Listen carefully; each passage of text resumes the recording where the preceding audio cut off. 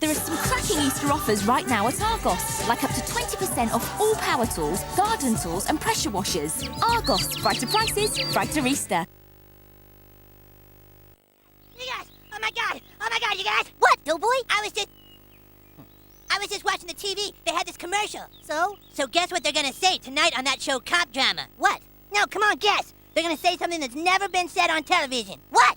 You'll never guess. What? Tonight, on Cop Drama, on TV, they're gonna say...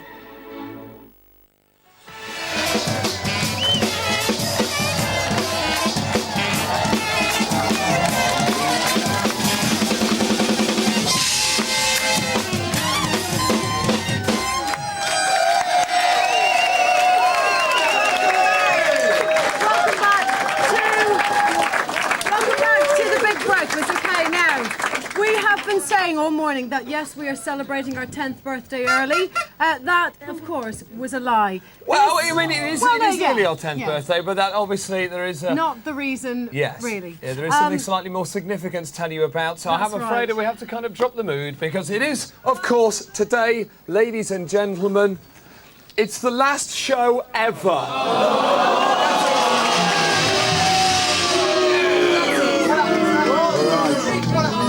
You know, all right, so now please, silence for this. It is the end of an era for us. The Big Breakfast is a show that has changed the face of telly forever. Now, here is a chance to relive some of the high points and enjoy a tribute from some of the show's most familiar faces. I love The Big Breakfast, featuring Chris Evans, Gaby Roslin, Zig and Zag, Paul Ross, Zoe Ball, Vanessa Phelps, Sarah Cox, Lisa Tarbuck, Denise Van Outen, and Johnny Vaughan. Are we still practising, Gav, or is this it? No, this is it. Oh, my word, I can't believe it. It's the Big Breakfast here on Channel 4, live at 7 o'clock in the morning on Monday, September 28, 1992. I'm Chris. And I'm Gaby. 10 to 7, the world was falling out my bottom, honest to God. And it about the 5th time I'd been to the toilet. I hadn't slept at all the night before. I was absolutely knackered, but the nervous energy was huge. And I went in the toilet and the handle came off and nobody knew where I was because they were all on the floor ready for the show. And somebody said, where the heck is he? And about a minute before, maybe a minute and a half, somebody said, are you in there? I said, I'm in it. The handle's come off, and they banged the door down. And it was good in a way because I was so like worried about getting out. I forgot all my nerves when we were on. Okay, I wish I was Richard. Oh, I wish I was Judy. But we're not. We will be in 12 months' time, maybe, if we're lucky. The very first show, I remember walking over the bridge with Chris and one of the bosses, and he said to us, you do realise that this is going to be one of the biggest shows that you can imagine, and it's going to change your life. And Chris and I are going, don't be silly. Come and have a look in the house. Come and have a look in the house. I'll wait out Okay, here. you wait there. I will.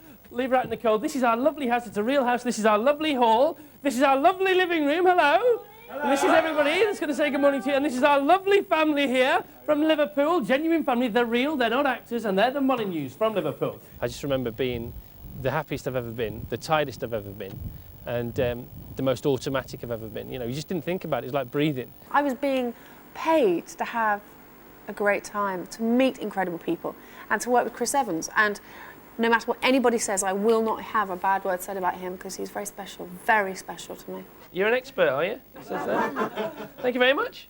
Thank you. Pleasure. Right. You're going to leave now? Go on then! We didn't rehearse his exit.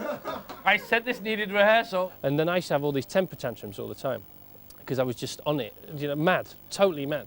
And I used to think everybody listened to everything I said, and they let me think that they did, but they didn't. And then I used to walk out, and then Gaby used to just sort it all out and come back. They'd do what I asked, but only because Gaby had asked. And I thought I was like, you know, ruling the roost, and she was the queen of the whole thing, you know. Welcome to the show. It's Tuesday here. Hello, good morning. Big breakfast, as always. Now, it's a very special... You're not going to be able to read that I'll tell you what, I'm not doing this bit. I'm going inside, because there was no need for that. Where's that? What do you want me to do it then? We did 2 hours of total ad-libbing television every day with an amazing team of people, the producers, and you know, everyone always thinks that it was just the two of us. Well, actually, and you know, and Paula as well, who was an incredible character and sadly missed. Pierce Brosnan, the most. I mean, could he be more handsome? Could he be more handsome? Look at this face. It's makeup, folks. Body. It's makeup. Look at these feet. Yes, I know. If nothing else, they're a size 15. Paula was late. Paula was often late. And when she was late, it was everybody else's fault. It was never Paula's fault, right? Nothing was ever Paula's fault. And that was one of her, she got away with it big time. That was one of her charms. It just, nothing was her fault. This is the big breakfast, and of course this is Channel 4. I forgot the trailer. I forgot what I was meant to say. Can you imagine that I would forget that? He's got stuck in the nets. Go, go, go, go. Oh, gosh! It's all wet. Oh, Keith. I mean, what a star Keith is. Amazing. The man with more energy than anyone I've ever met. Isn't it true during the swap shop days that you didn't wear underpants on TV because you didn't want to show your knicker line? Yeah, all right. Okay, that's one. Yeah, okay, next one. This is... I am dead. I am dead. One of my very stupid thing, but when Chris fell over the chair.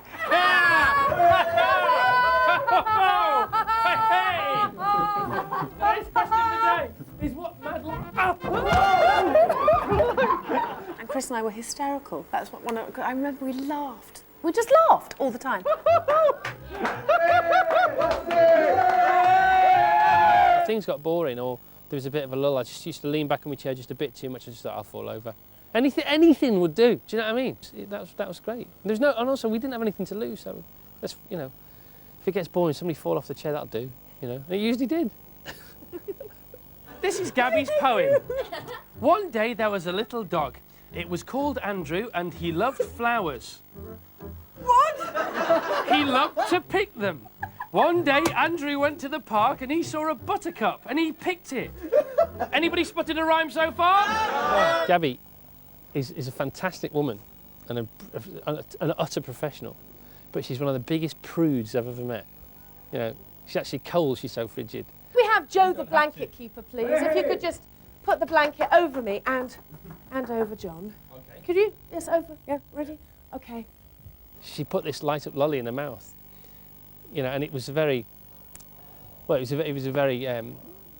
a very saucy image. Oh my God! Yes, we have it to go down on the big breakfast under a blanket. This is how to find your lollipop in the dark.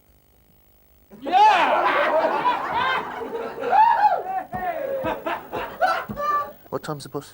Huh? What time's the bus? About half an hour. Yeah, the big breakfast. I mean, we were there from day one, We were. You're doing probably. We actually did the pilot for this show. Yeah. Well. We walked into the room like we're aliens just off our spaceship. Yeah. Went into a house over in, where was it? In Greenwich. Yeah. At the time. It was someone's house and there was this sort of ginger-haired fella on the sofa. 7:23, here we are in the big breakfast bathroom. With the crunch. Have you read this headline today? It's the crunch. Aliens from space landed, Yeah. and here they are. It doesn't get any better than Zing and Zag, To be that funny all the time, having to do so much every day, is sort of impossible. You got the Muppets, you got all these other people who are brilliant, no doubt about that, but have got weeks and weeks to get it all together. And Zig and Zag were on every day, and were always funny. Can I just say a tip to people that hamster food doesn't really taste like muesli? Evans was cool, wasn't he? He was great. I mean, we always got on well We with always Chris. got on well with him. We used to do loads of stuff at the weekend. They spend, used to have Zig and Zag every day on the big breakfast. I used to spend most Saturdays and Sundays with them as well. Except for the time that he, in real life, moved into our apartment in the East End. Down on Can I stay for the weekend? Yeah. I remember there being a problem because the press are after me because I just split up with my wife. Can I stay for the weekend? Stayed Stayed for 3 months. Stayed for 3 Get months. out, Evans. Each time we have a quarrel. It almost breaks my heart. We actually didn't want to do his last show because we knew we weren't going to be able to cope, and we didn't. There were tears everywhere else, and to this day I don't know whether they were sadder than me or happier than me that I was going. I don't know, they were either dead happy or dead sad. See you, Chris. See you, Toby. Missed you, Chris. See you later. I remember they showed a VT of the stuff that we did, and that had me in floods. Gabby was heartbroken, I think. I think I was as well. I did it my way.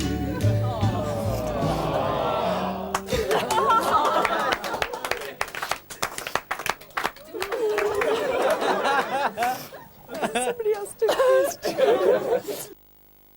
Ha ha! Are you Jackie? Yeah. Jackie, good morning. I'm Paul Ross from The Big Breakfast. Let us in. I normally turn up, crawl out of my bed about 6:30, get on set for about 10 to 7, on air at 10 past, have my sunglasses on. Where are we? They tell me. Where are you, Paul? I'm in Bolton. I'm in Great Grimsby. I'm in Westcliff-on-Sea here. I'm in me house on the glorious Costa del Sol. We'd end the OB and suddenly you'd hear a noise, an urban dawn chorus. Everybody hoovering their houses. Everybody getting ready for the arrival of the Big Breakfast. We are responsible for more full vacuum cleaner bags than any other TV programme ever. Oh, what a slut's den. What a place.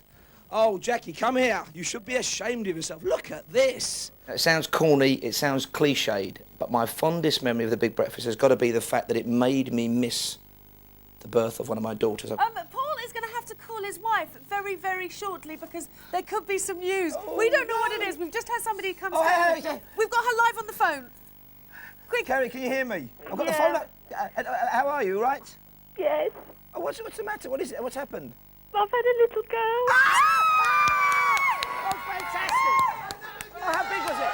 I don't know, I haven't had time to measure it yet. How big is it? It's only been out about 30 seconds. Oh, no! My last day was, I just thought I'm not going to hold it together. And I did until they played Chris. They brought a radio in and they made me put the radio on and it was live going out because Chris was doing his radio show. I believe that also today she's leaving work, so Gabby, wherever you are and whatever you're doing, this next record is especially for you, and I believe that the reason she's leaving, and nobody knows this yet, is that very soon there's a little Roslin on the way.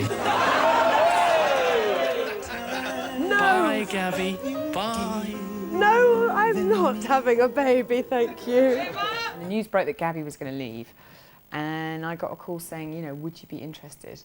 And to be honest, I couldn't believe it when I got the part. It's Monday, 15th of January 1996, and it's actually Zoe Ball's first day on the telly, and she's a little bit late. Zoe Ball! Goodness me. Oh, incredibly active. Did we all... Come on, Zoe! Zoe. Through the patio door. Here she comes. Through the door. Oh! Oh! Careful there, Zoe. It went really well. Morning, Zoe Ball. Morning, Mark. I think it was the 1,000th show. And they got Keith and I, because I was actually terrified of flying, and they'd obviously got Keith and I at the end of a week. When on a Friday, you'd just be so knackered, you're just sitting there going, yeah, whatever guest, yeah, fine. Robert De Niro's in next week, fine, cool. And they'd obviously said to us, we want you to jump out of a plane to land on the, 1,000th show, big entrance. And we were both like, yeah, sure, fine. And the next thing we know, we're in a car travelling down the motorway, looking at each other going, hang on a minute, what's going on? We're about to jump out of a plane. Zoe's about to do a jump. Good luck, Zoe!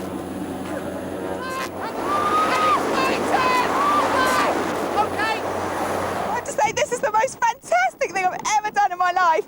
But right now, here's Pete Smith's Big Breakfast News and Weather. Vanessa was great. She kind of came in and she was like a big sister. She just kind of take me aside and say, so you're all right. Come on, be tough, be strong. We're really nervous. Emanator on the...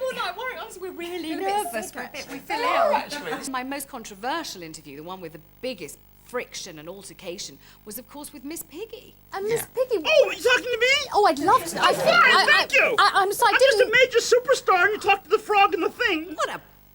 She was horrible to me. And in fact, Mark Little, who was one of the presenters in those days, was equally insulted by her. And at the end of the show, he whispered under his breath to me, Vanessa, I think we ought to roast that pig. And I agreed with him. She was horrible. Well, how long have you been an interviewer? Years, but never again after today. Tell me... You're showing a bit too much leg, dear. Still to come, Johnny, Denise, Lisa, and more from Chris and Gabby on I Love the Big Breakfast.